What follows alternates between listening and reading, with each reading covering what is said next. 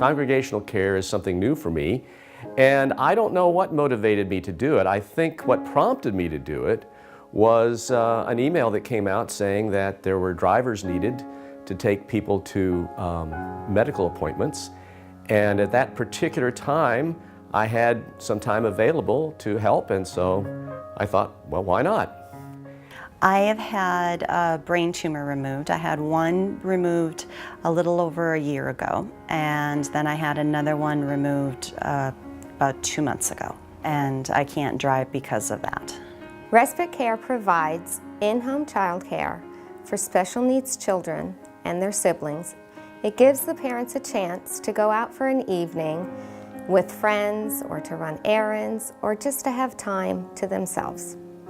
Whether you have 1 hour a week, 10 hours a month, or even 4 hours a year, there is something you can be doing to help serve the Flores congregation as an Angel on Call volunteer, and even under the whole umbrella of the Congregational Care ministry.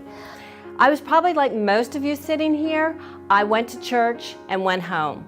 But when I decided to join Flores, I wanted it more than just going to church and going home. I wanted it to be my home. I wanted to own it. One of the biggest things for me working in this ministry has been just to see other people's faith in action. It's absolutely awe-inspiring to see what the volunteers do for people in need in this congregation. Unfortunately, if I don't have someone to drive me to church, my 2 children and I don't get to go to church. My children love Flores, and they're always disappointed when we can't go. I don't know who is more excited, the kids or us, to have the Flores family come into our home and provide respite. Some of my family members passed away.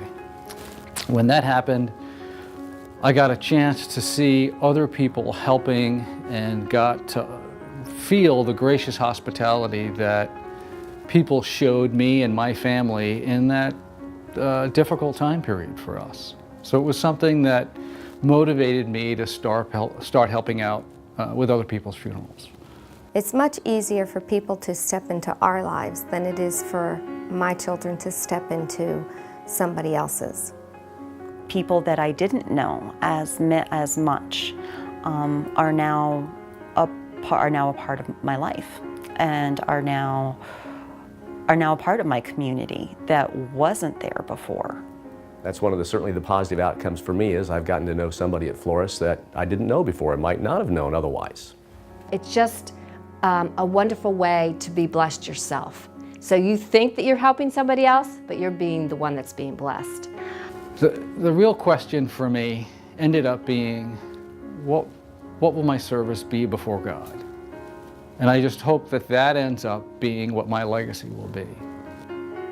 I think it's nice for us because you're able to have the church family come into our home, because we're not able to do a lot of the church events because they're too crowded, they're too loud. So it gives a chance for our kids just to see that they really are loved by not just us, but by others.